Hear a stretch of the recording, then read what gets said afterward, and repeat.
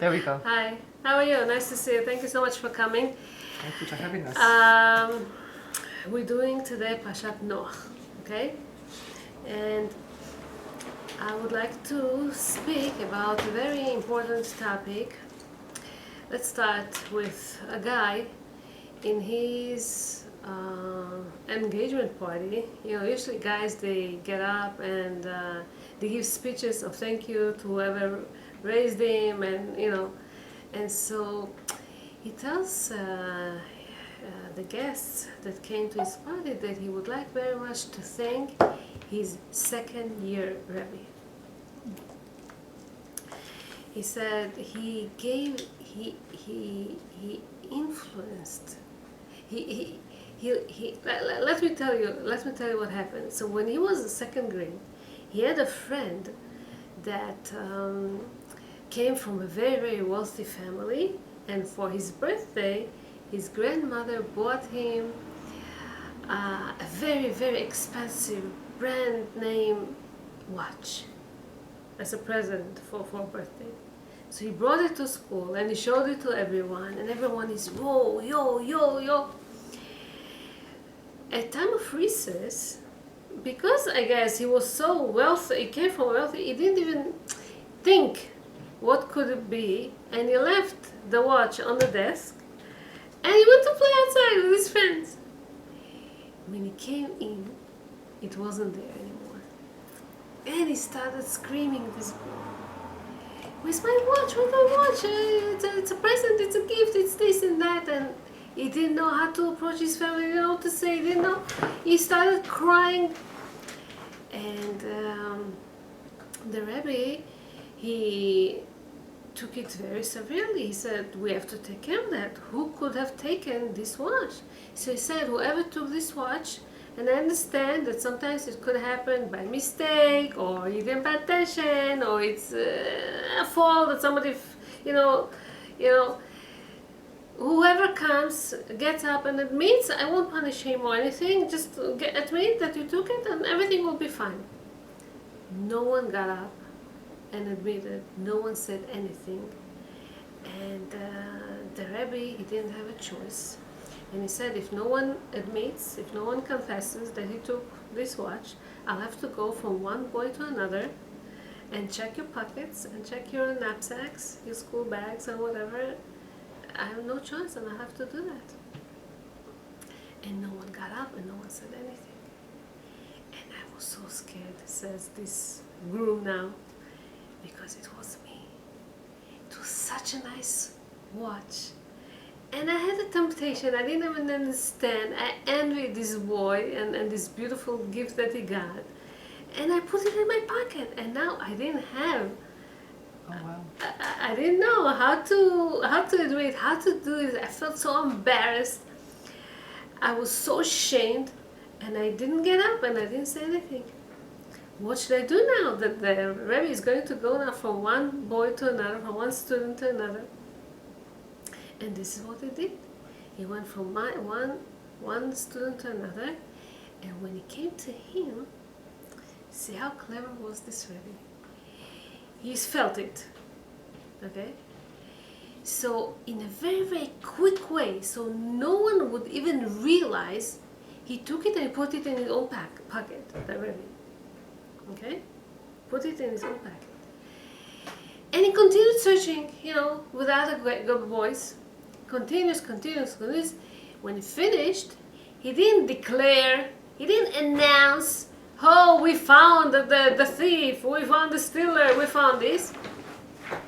Instead, he said, "I have this, I have the lost, I found it, okay? I don't want to announce or anything, about names or anything.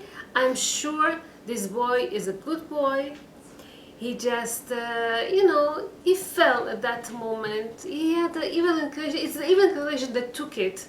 It's not even him. So I have full trust in him that he's a good boy, and I'm sure that he repents now." And he didn't even want to do that. And this is how he closed that. The boy said, "It affected me so much. You know, if such a thing happens when a boy or a girl or somebody, is steals something, you start thinking, how should I punish him? Which punishment would be effective enough to teach him a lesson so you won't do it again? Or you want to threaten on him, or you want to scare him so you won't do this thing anymore. And see, in this kind of action of this Rebbe, this boy remembered it for years, and even in his engagement party, Yes, that's okay, tremendous. he said the story. See how strong it is when we need to punish someone. How do we approach it? What do we do? We speak here about Parashat Noach, where people became so corrupted, when people did all kind of crazy stuff. Which punishment should you give? How would Hashem punish those people? And if you see what they did, it said, in the Gemara, it says all kind of stuff, whatever they did. In the Masachet Kala, it says, חטאם היה שהוציאו זרע לבטלה. They emit semen in vain, wasted their sperm, didn't care about life, didn't care about value of life. In Masachet Sanhedrin, it says adultery. And then it says also idol worshipping. In another place, in another Chuma, it says too much adultery and the hybrids doing all kind of relationship with all kind of crazy stuff. And then it says, in the end, in Masachet Sanhedrin, it ends that ולא נחתם דינם אלא על הגזל. Eventually, Hashem was patient and patient and patient. Eventually, He punished them because of gezel, because of stealing.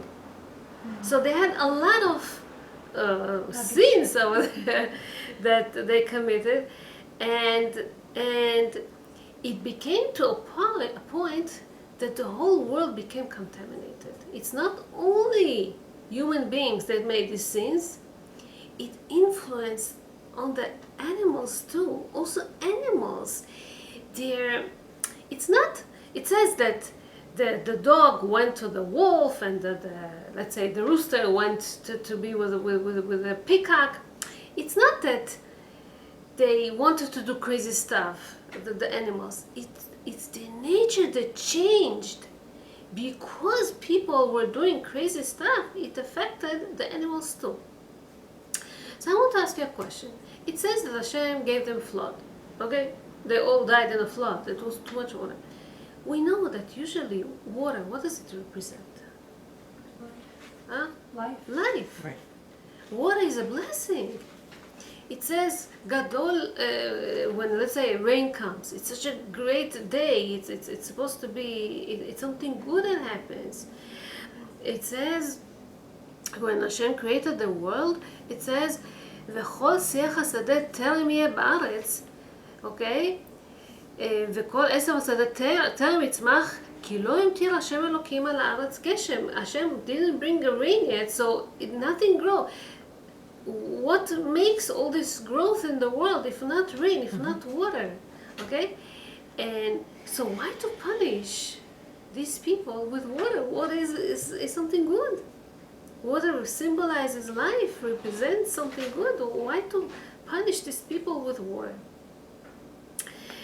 So let's learn a few things. First of all, there's a big difference between Hashem made especially a difference between animals and the human beings. Animals, because Hashem wanted them to multiply a lot in the world, when you see two same birds, do you see a difference between them? They look the same, they sound the same, they act the same, they do everything the same. Because animals, even though, let's say, birds, they don't commit to each other, they don't have to, but with human beings, it's supposed to be different. It says in Avot Rabbanit, the three things Hashem changed in the human beings. He changed their appearance, their look, so that daytime, female would know their male and male would know their female, okay? So they shouldn't betray each other, God forbid. They shouldn't go and have other kind of relationship with other people. They should recognize each other. So Hashem made it specially that people should look different from each other. Who looks the same? Even our fingerprints are never the same, right? We look different. And it says also Hashem changed the voice of people. So that at nighttime, well, years ago we didn't have lights at home. How would people recognize each other in darkness if not by a voice? If she hears her husband, she knows it's her husband who's talking to her. It's not her cousin. It's not a neighbor. It's somebody else, right? So Hashem made a change in the appearance, the look of the people, in the voice of the people, also in the taste of the people. What do people like? Everyone is different. This one likes to get up early and to go to sleep, let's say early. This one likes this type of food. This one likes to wear this type of clothing, or this kind of colors, or this type of qualities, or this type of whatever. What makes us different from one another if not what we like, our likes, what we like, right? So one husband is different from another, one wife is different from another. This is how people would. Otherwise, if it wouldn't be this way, one would envy each other, it says. One would want the other one, okay? And Hashem didn't want this jealousy and problems to be between people, so He changed for people not to commit adultery, the looks of the people, the voice of the people, the taste, okay? And yes, so these violations, okay, that people shouldn't, look at other people and all, Hashem made it specially so that they want to, and this is what makes the people, this is what makes them special style, their uniqueness, okay. Hashem did it for a reason. So again, when you look at the animals, they all look the same. And Hashem made us different for a purpose, okay? Now, so the only human being is the one that is ordered to have intimacy with one another. Animals, they're not ordered for that. And the generation of the people who lived in the time of the Mabul, of the flood, they erased all these differences. They made everything the same. They wanted to be with other people. They wanted to do all kind of crazy stuff. They didn't want to have any law and order. Okay? Made everything a whole big balagan. People will be with people. We will do all kind of stuff. Like the liberals today. So took other women. We're with other people. We're stealing also. Okay, like animals, exactly like animals. Didn't have any nothing like ownership. If you are my wife, I buy you. The guy usually gives a ring, right? So this wife belongs only to him. There's no such a thing anymore. No loyalty. No loyalty, no faithfulness, no. And when all this order in the creation is destroyed, so the creation lost its purpose. So the flood came to the world because people erased all these differences between people. Everyone is it's one. It's like animals. People do. So.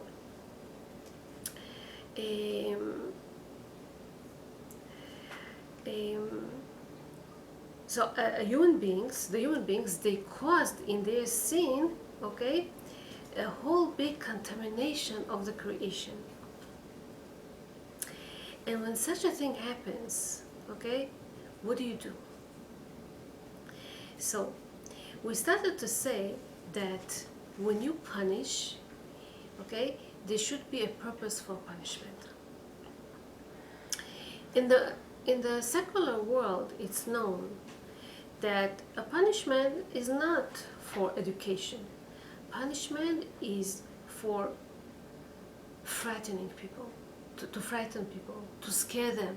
So, you won't do this thing anymore. I punish you. You did something wrong, I punish you, so you won't do this thing anymore. Okay? And it would prevent other potential people or other criminals or other to do the same thing too. So in ancient times, they used to give physical punishment. There's something that's called ayn tachat ayn, a tooth for a tooth, eye for eye. They used to really punish people this way, or death penalty. Capital punishment, totally. Today, it's more financial thing that you have to give amount, all kind of fines that you have to give, or to go to prison, to limit your freedom, so you won't be danger to the society. The Rambam, the Maimonides, says that the severity of punishment, okay, it depends on 4 factors. Depends the severity of the sin, how you do it. Depends the popularity of the sin, how frequent, how easy, how popular it is. Depends how dare you are, how much you're daring to do such a thing. Also depends, there are some sins that it's more tempting to violate them, so it depends. And how easy it is to do it, what kind of possibilities or chances do you have to do this sin. So the more it's easier, the sin is easier to do, and it's more popular, and it's more tempting, and it's more severe, of course you have to punish a stronger way. By us, punishment is not only to scare, but to educate. Okay, what will I teach the child or someone, okay, by punishing? Let's go to another dimension, and then we'll come back to punishments. Arav Chaim Vital was the student of the Ari Kadosh. Who is it? Arav Chaim Vital. Oh, okay. He lived in the 15th century, and he was one of the biggest Mekubalim. He says that the same way that the world is built from 4 main foundations, okay? We have the air, we have the water, we have the sand, and we have the fire. Okay? The same way that the world is built from 4 foundations, so are human beings. Okay? They also have inside them 4 different type of qualities. For example, people that their main character, the main element is fire. What type of people are they? That they are more from fire. Fire usually aspires to upward. The flames always go up, right? Mm-hmm. And fire usually wants to consume everything. Fire wants to control on everything, to conquer. And now everything has a positive aspect to it and a negative aspect to it. Okay, so a positive aspect of a fire is that this ambition always to achieve more, to get to very, very high heights, okay, to lead, to take responsibility, okay. People that their fire is more dominant by them, usually they're leaders, usually they're initiating stuff, usually they're visionary, they forecast, they want to see, on the long term what to do, how to do, and they look at the big picture, and they look at the consequences also of everything that they do, and so they are focused on their target, and they know what they want, their ambitions and everything. But from the other side, they have also disadvantages. From the other side, people that their fire dominant by them, they have arrogance. They get angry very fast. they're very criticizing people. They're boasting around, okay? And they're power freak. They like to control. And whoever bothers them, whoever is on their way, you know, they're going to start power struggles and all this. Next is people that are the dominant character, the dominant element is sand, no, Earth. is earth. So earth is usually low. Earth is usually on the ground. People usually step on it, right? Earth does not move. It stays in one location all the time. So you have gravity. It's heavy, okay? People that this element is stronger by them are usually people that are tending to laziness, depression, sadness, okay? They don't move so, they don't have any ambitions to go higher and higher. They're comfortable with where they are. Huh? Passive. Passive, beautiful. So heavy, as we say, no ambitions, and they don't want to have any effort to do anything. In the positive aspect, these people usually they don't tend to have all kind of power struggles with people. They're comfortable with where they are. They're welcoming people usually. They're humble, which is very important. They cooperate with other people. They give in. They're easy with giving in. They work as a team with other people. You can count on them. You can trust them because they're stable. They're in one position all the time. They don't run around. They don't get crazy. So they're good with relationship with people. You know, they have if they have a decision, they commit to it and they're fine. What about water? People that the water is dominant on them. Water usually they spread, they flow from one direction to another, from one place to other place. They have no boundaries. You know, if somebody has a leak in one place, okay, it's not only in that house. It will continue going to another house, from one yard to another yard. You know, there's a lot of rain, there's a lot of flood, or whatever. It will go. It won't stay only in that location. It will continue. So it flows. Water usually get the shape of the utensil that it's in, okay, and they always progress. They don't stay in one place, and naturally they are boundless. People that have this quality is very strong by them. These are people that like to give, okay. They like to contribute. They like to connect with other people. They spread around. They give and they accept. They accept also from other people. These people are more usually friendly. They are very flexible. They are forgiving. Their main weakness is that they have no restraint. The main weakness is, or another weakness that they have, they like to have physical pleasures. This is water. People that their main element is water, they like pleasures. Think about this. Most of the hotels, where are they? Next to the water. Okay? Next to the water. Most of the hotels are next to the beaches, right? That's right.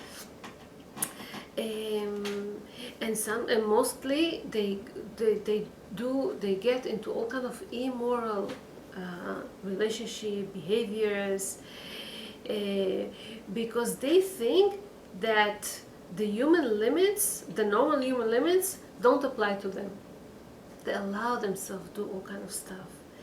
They love to experience things, and for the experience itself, you know, they don't think about the consequences afterwards. They like to experience the thing itself. And okay, we'll come back to it in a second. And then we have the air or the wind. The air, it's a very complex thing. They're very light. Okay, the air is usually very light, and so these people also are very light.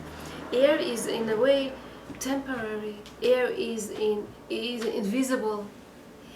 Um, um, it looks like it's not existing even. It blows here and there.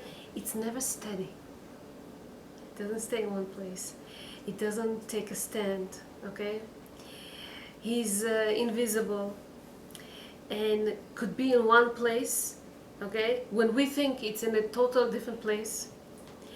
People that the essence that their quality, the strongest quality is air, they tend to have lack of interest in the materialistic world. They are more, somewhere over there, more spiritual, very idealistic. They want also, they yearn to elevate the other people with them, the world with them, not only them. They want to get connected to all kind of energies out there and all kind of abstract aspects of the universe, this type of people.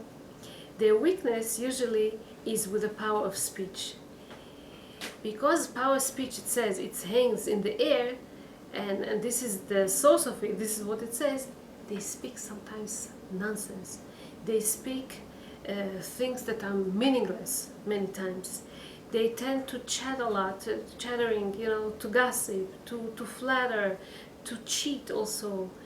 They can distort the truth to their own benefit. It's very hard for them to have a routine or to have a schedule, because they're all over. It's like a wind that goes here and there. And if you want to know, which quality is dominant by you, you sit and make a list. Okay, what you're scared of, what you like doing more, where do you find more pleasure? Okay, how the whole idea is, how can you fix yourself? If you want to really work on yourself, how you should know your advantages, your disadvantages, how you can work on yourself, what you should do. What makes you, God forbid, fall again and again in the same scene? What's the hardest thing for you? What's the most difficult? Because our purpose is to overcome all these disadvantages that we have, all these deficiencies that we have, all the obstacles that we have that disturb our growth, and so this is how we become successful people. So this was just an introduction to what I want to tell you about the element of the water. What is the element of the water? This is what I want to speak about. Element of the water represents attraction and dealing with the people around us. They always look for pleasures. Pleasure that will make them feel fulfillment and satisfaction. And this is what the people, the generation of the Dor Mabul, this is what they were doing. They were looking for pleasures. They were looking for something to make them happy. Okay? And this is how they started to do all kind of crazy stuff. Because whenever you look for pleasures, your neshama, your nefesh is looking for identity, and it doesn't find it, and it finds this temporary pleasures.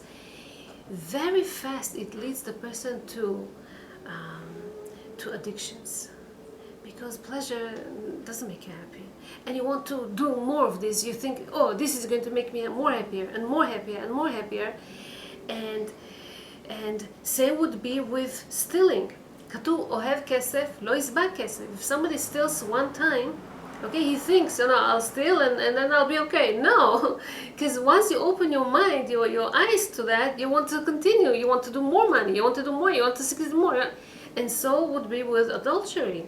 You think to yourself, okay, I'll do this. In the Gemara, there's a description they say that masbi'o ra'ev mar'ivo saveh. if you want to feed your evil inclination and you think, it's going to be satisfied, no, it's not. He's still hungry. He keeps being hungry all the time. Okay? And this, what happened in the time of the generation of the Mabul.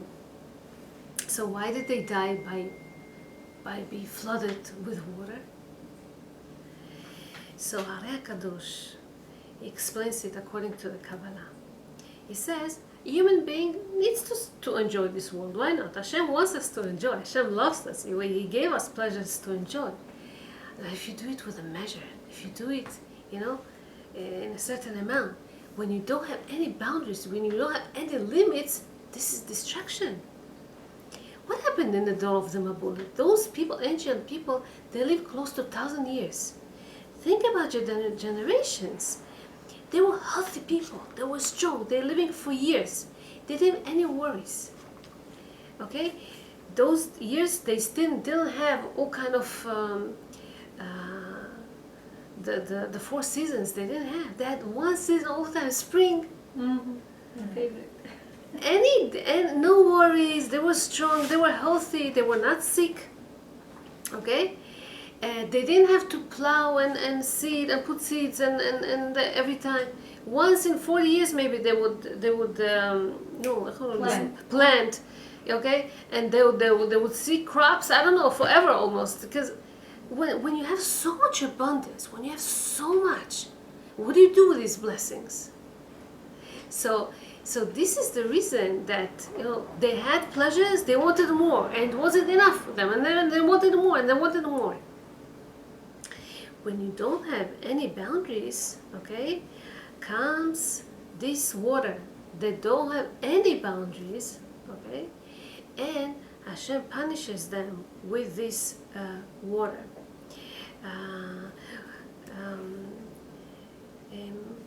Why people rob? Because they're believing that they're entitled. They're supposed to get it. It's theirs. They don't think it's the others.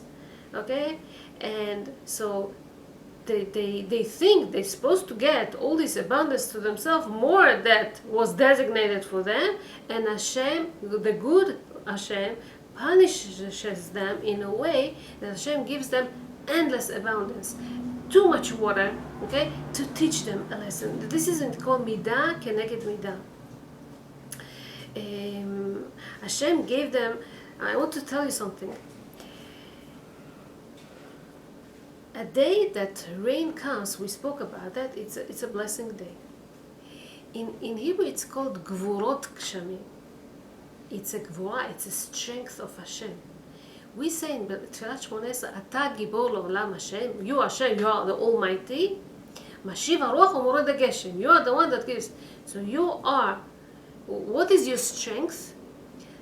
Hashem is good. Hashem loves to give abundance. For Hashem to limit the abundance, this is called gvura. We don't bless Hashem for us just to give the rain. He gives rain in a limit, because otherwise Hashem loves to give abundance, and we can get flooded every day, if anything. Hashem holds himself, restrains himself, so that we will enjoy just a little bit of this, because we cannot tolerate too much. Okay, this is gvurot kshamim. So Hashem gives this chesed, this kindness, with gvura. Those days, because the desire was so strong, and this has come from the element of the water, like we said, they took it in a too exaggerated way, women and all kind of relationship that they had and stuff, okay, and the whole world became a whole big chaos, okay? Whenever there's a whole big chaos and there's already no law and order, Hashem needs to reset the world. When we have a problem with the computer, when the computer doesn't work, when it doesn't respond, okay? What do? Reset. What is this reset? Okay? It's like a do-over. Because the world was created in the beginning. What was in the beginning? Just water. Veruach Elokim merchefet al pnei hamayim. That's the only thing that was there. God's spirit was hovering above the water. Water. The world started with water. But the water were all over. Then Hashem said, Yikavu amayim, water should gather to one place, v'ter'eh yamashat, then the land would appear. So Hashem made a limit to the water, okay, so that we will be able to live. But when people do not appreciate this, so he had to put the world back to the creation, how it started in the beginning, to reset, to restart it all over from the beginning. Now, when Hashem created the world, it says, do you remember what were the 7 mitzvot of Bnei Noach? 7 mitzvot of Bnei Noach? No stealing. Not to And kill. they did that. That's right. Adultery, and they did that. Not to kill. Not to kill, To have one God. to have Hashem, to bless Hashem, God forbid, not to curse Not to Hashem. eat from animals that is נכון, life. לא לאכול אבר מן החי, not to eat animals when they are alive. And I think what's left is to have dinim. Dinim means to establish Then To establish courts. courts, yeah, so that people won't do whatever they want. You know, somebody would be able to punish them or to have law and order, basically. That was 6. And What this was is what 7? they didn't do. What was the 7? דינים, אוקיי? ברכת השם, one God, גילוי עריות, adultery, שפיכות דמים, not to kill people, עבודה זרה, not עבודה זרה, גזל ואבר מן החי. גזל. So, what happens?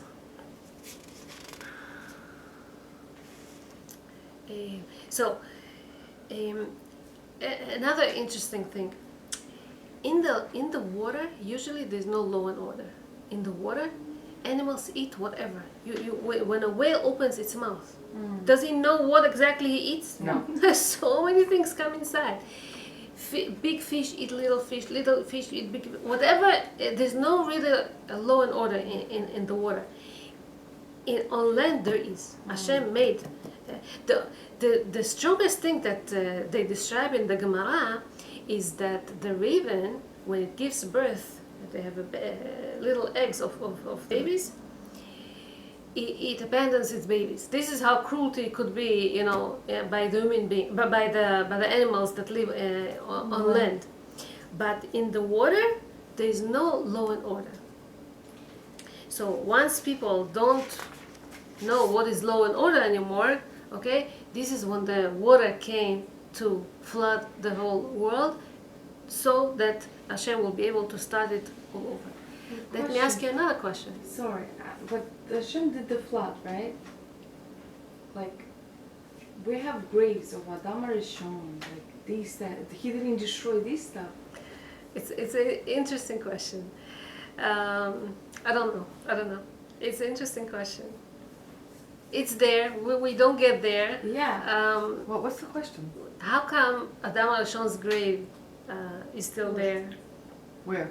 In Hebron, somewhere, Ma'at HaMachpelah. Oh, I didn't know he was buried there. Yeah, he's buried there And we with don't know where. Abraham, Yitzchak, Yaakov. No, Yeah. we went inside. No, you cannot really go inside. Like it's a key. You go whatever you see today, Ma'at I HaMachpelah, know. is yeah. the mosque that the Muslim they built. Yeah. The real Machpelah is so much underneath. We don't go there usually. There used to be some time, the closest place was the Ulam Yitzchak Verevka, that they used to open, but then they closed it after the massacre that happened there. They didn't let. Sometimes they open now, here and there they I open. See, yeah, sometimes. That they open. Adam and Chava, no one was able to go, but really it's down there. No one is really. It says about Rabbi Bena'ah that he used to mark graves so that people would not make a mistake and step on graves. And so he saw once Eliezer comes from this grave, meaning he wasn't able to get to see the fathers. So he asked them what they're doing there and stuff like that. It's a nice ridash that it says in the Gemara. My question is, what happens when we said that the whole world was contaminated? What happens when people are contaminated? What are we supposed to do? When a woman gets contaminated? Quarantine. Mikvah. Good. So she needs to go and dip all her body in a natural source of water, which is a mikveh, right? Mm-hmm. What is the amount of mikveh what is the amount of water that we have in the mikvah? There's a certain amount. Okay, it says in the terms of the Gemara, 40 se'ah, 40 se'ah. It's about 750 liters today. 40 se'ah. Okay, how many days did the Mabul, the rain came? Okay, 40 days. There is a comparison between, and the number 40 is very, very strong over here. So, the Ari Kadosh, he explains about, let's go back for a second to the Tvilah, to the mikveh, that in order for the whole world to get pure again, Hashem needed to fill it up, you know, to dip us like in a mikveh, okay, in order to purify the whole world again. So, as I said, there's a comparison here between the water, the amount of water, and the amount of the days that the Mabul came. The biggest three foundations in the life of Jewish people are Torah, Tefillah, and Tshuva. Three tafs. Okay? Torah, Tefillah, and Tshuva. Torah. How many days was Moshe Rabbeinu in Har Sinai in order to get the Torah? 40 days. It says in the Talmud that it takes whoever learns 40 years from his rabbi. Only after 40 years he starts understanding his rabbi. Wow. In the beginning we challenge the rabbi. We think we know better than him. But it takes 40 years for a student to really start understanding his rabbi. It says Ben Arba'im Labina in Pirkei Avot. Only when you become 40 you start analyzing, you start understanding stuff. Okay? Okay, so 40. So first 40 years, first 40 days when Moshe was in heaven, okay, he was learning the Torah. Then he came downstairs. What happened? The golden calf, the sin. Moshe went back and to another 40 days. For what now? To pray, to daven to Hashem. Hashem, please. Okay, we made a mistake. It was wrong. It wasn't right. It wasn't. He pleaded for 40 days to Hashem, tefillah. Sometimes you want to create, to change your luck. So people take 40 days to say Tehillim, or 40 days to the Tikkun HaKlali, or 40 days to do or 40 women to 40. It's always this process of changing. It's a 40. And then after he came, he needed to go 40 days again to ask for forgiveness. Nachon? Tshuva. So Torah, Tefillah, and Tshuva, everything takes 40 days. And when he went to ask for Tshuva, how people were acting? How they were waiting for that? They were waiting. The day that he came, Yom Kippur, it was Yom Kippur when he came, and he says, Salachti kidvarecha. They were fasting. They were so, and this is when Hashem said, you know, I will show a love to you. Build for me a mishkan. This is when they start to be a mishkan, so that Hashem's presence will dwell among them, will be among them. It won't be something abstract, because only Moshe Rabbeinu gets it. You know, they would be able to be part of this also here in this world. So this is 40 days that we're talking about. This is a product. There's a famous story. I don't know if you remember this. It speaks about the Ruzhin. His Yortzeit is also this coming week. Rabbi Miruzhin was a very special Rebbe, and he used to adorn himself. If you remember, he used to have chariots and horses, and he used to wear like a king, and his slippers and his clothing and his utensils in the house. Everything was from gold and from silver, like a king. He showed kingship. And so once, a guy comes to him and he tells him, Rabbi, I heard that for 40 days I don't speak nonsense, or if I do Tani Dibur, meaning not to speak, I'll get the divine spirit, Ruach HaKodesh. And I was doing it, and nothing. What is this? when he came to the rabbi and he saw the way that he conducts himself with so much adornity, he says, what type of a rabbi is that? Which rabbi is doing it? And he wanted to leave. The day that he wanted to leave, the rabbi went on the chariot also. He also wanted to get somewhere. But then he saw the rabbi gets into the horse and pats him, or, you know, and storks him, or whatever strokes. So he said, Rabbi, what are you doing? You know, I don't understand you completely. He says, you know something? My horse also for 40 days was not talking, and it doesn't have any Ruach HaKodesh. Meaning, not talking, it's a nice thing to do, not talking nonsense, but to make a really change, you really have to work on your qualities, you really have to work on yourself, you really have to, you know, it's a process and it takes time. But this is a 40 that we were talking about. By the way, all the tavs that I mentioned, Torah, Tfilah, Tzedakah, 10 times this 40, Yeah, okay? sure. So this is 400 in the taf. Also, they say that the 24 times 40 is 960. This is the amount of login that needs to be in the mikveh. Log is the amount that needs to be in the whatever. So, we know that it took Bnei Israel 40 years to come from, not only to come from Egypt, to come from slavery, from themselves, in order to come, for them to be free people in Eretz Israel, in the Jewish land, they needed these 40 years. What about else you know about 40? Shela. Chila. That's a Bukharian thing, nice thing. 40 days, they say it takes time to form the gender of the baby inside the stomach, the fetus. And so That's why they say pray for 40 days. the first 40 days you can pray. Afterwards, they say there's no point. Whatever Hashem gives. So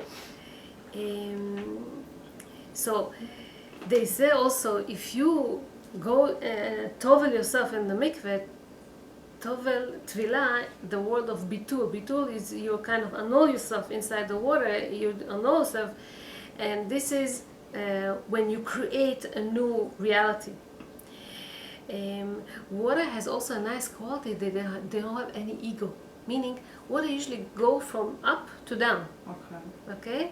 Usually humble. Usually the creatures that living inside the water, this is what it says, they are worthless without water, cannot exist without, and they feel this urge to be in the water all the time. They cannot without this. And so they yearn to Hashem. So we're supposed to feel that we cannot without Hashem. If Hashem doesn't give us life, if Hashem doesn't give us, we cannot do.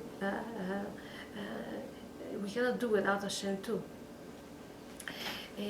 So this is what we're talking about. Another thing that I saw, something interesting, I really have to sit and dwell and learn it even more. They say, why Isha Sota? Isha Sota means a woman that her husband suspects that she's not loyal to her husband. Why she's tested in water? Again, you see this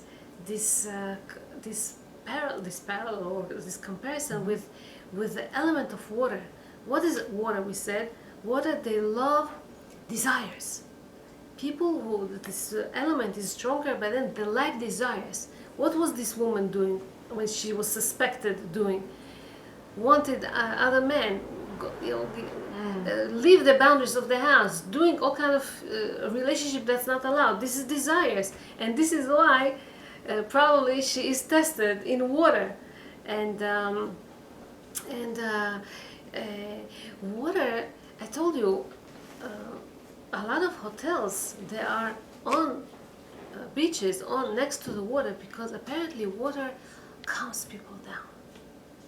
Okay, right. You want to have a desire, but from some in other way, it also calms people down. The strength of the water overcomes the strength of the desire of people. It says, okay, and so the generation of the Mabul, they were flooded with desires. And they needed this flood to cancel it altogether. Rabbi Eliyahu Milipian used to explain it with the story. He said, why Hashem needed to purify the world from the filth that was in there? there was this hospital, old hospital, that all kind of disease used to break out in that hospital, and people didn't understand why. A person has, let's say, God forbid, pneumonia. He comes to the hospital. They all of a sudden find all kind of other diseases on him. And they didn't understand. So they used to send all kind of investigators, all kind of people used to do all kind of check. Didn't find out the problem. And then one big professor came and he told them, hey, if you really want to take care of the problem, you have to burn all this hospital, because all these years, all these people that used to have all this disease and all this bacteria that is it's already in the walls of this hospital. You need to break it down, not only to break it, to burn it all together, and then you're going to build a new hospital in this place, because it's already everywhere. You cannot. So. So this is the reason that Hashem had to start it all over. Like an infection. Yes. So we started to speak about punishment. We said that if you want the punishment to be effective, you have to do something that if you want the child to learn something from this punishment, okay, it needs to be for his own good, for his own sake. For example, I'll just give one example. Let's say a child says, I don't want to eat, I'm not hungry. You can punish him for that. You won't punish him. But so people start, parents sometimes get into power struggle. Oh, you want this, you want that, I won't give you this, I want that. Very simple. Let's say you eat a dessert after the food. You tell him, okay, so you're not going to get any dessert because you're not hungry. You don't need any dessert. And that's it. You don't really need. This is when he learns himself that, you say, I'm not hungry, it's not good for you, for example. So punishment, okay, is not the target. Punishment is a tool, okay, for us to improve, to fix something that we have to do. And Hashem didn't want just to punish them or to destroy them, to annihilate them. If he wanted, he could really bring a tsunami. We know what one tsunami could do to, I don't know, hundreds and thousands of people, that they can die, God forbid, in one shot. This is not what Hashem wanted to do. Hashem gave them this rain coming 40 days. Maybe they will change. Maybe they will repent. Maybe. And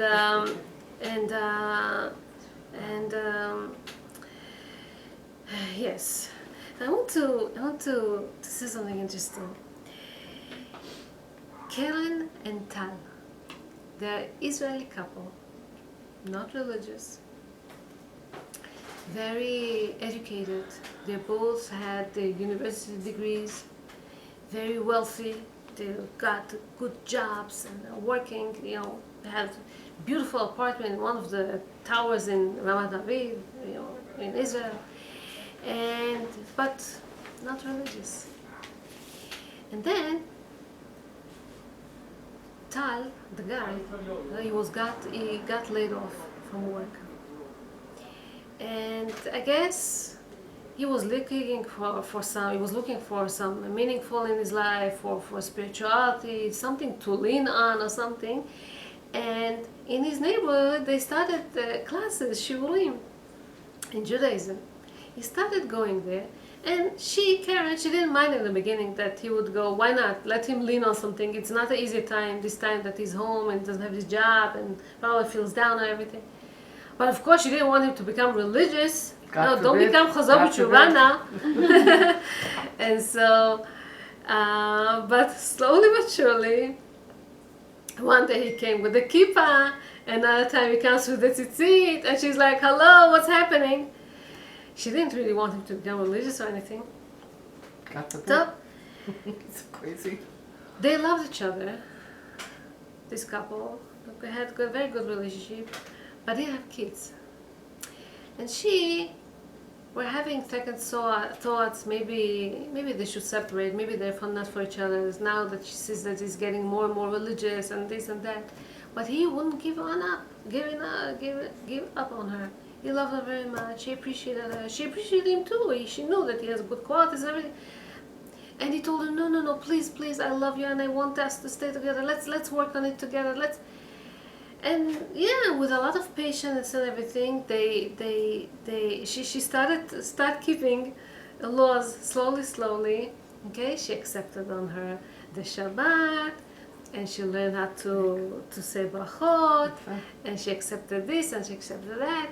She really saw the difference, and people were in the beginning, they're very scared of the Shabbat, but then it gives such a kind of a relaxation, some kind of a calmness on the person, and it's like a magic, and it's good.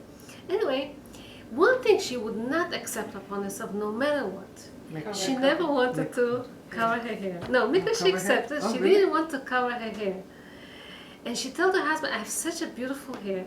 I won't give up on it. Hashem will love me with my beautiful hair. Wow. And he didn't really push her on that so much. It's supposed to come from a person. But then, 6 years after their marriage, something happened. One day she just collapsed in a job. And they rushed her, to see what's wrong with her. They did all kind of tests and everything. Lo alenu, they found cancer in her blood. The doctor started to explain what's going to happen, all kind of therapies, chemotherapies, this, and he told her, you may lose your hair, it's going to fall, there's some other symptoms and this and that. And after the first treatment that she went through, she came to her husband and she says, listen, I'm not stupid. I see what's happening. I was so insisting, I was so stubborn not to take upon myself kisui rosh, this covering head, my hair. And Hashem with His mercy, this is how she said it, Hashem with His mercy gave me a sign, a signal. He sent me a signal. He said, you progressed so nicely. You became more spiritual, more religious. One thing is missing. Just do it the right way. I will accept it. I'll take upon myself covering hair. Bezrat Hashem, and I hope that with this I would get healthy and everything. And Baruch Hashem, she got healthier. The doctor told her there's good chances and everything, but she got healthier. 6 years after, she had 3 kids, religious, So happy to have that. learning knows halachot and everything, and beside this, also an owner of a big successful store that sells head coverings. Oh, really? Yes. Oh, that's so funny. here is, in a way, it looks like a punishment, but it's not. Hashem, with His mercy, leads us to certain way. Leads us to certain ways so that we will improve, that we will get better, that we will change. This is what Hashem wanted to show. Right. This is how Hashem manages. This is how Hashem leads the world. Let's learn from this, and B'ezrat Hashem improve and get better. And B'ezrat Hashem, Hashem should send. It says that Hashem would pour on us. Like the water of the mikveh and purify us so that we will become pure and clean. Thank you so much. God Thank bless you. you. Thank you. Yes. Beautiful. Thank you.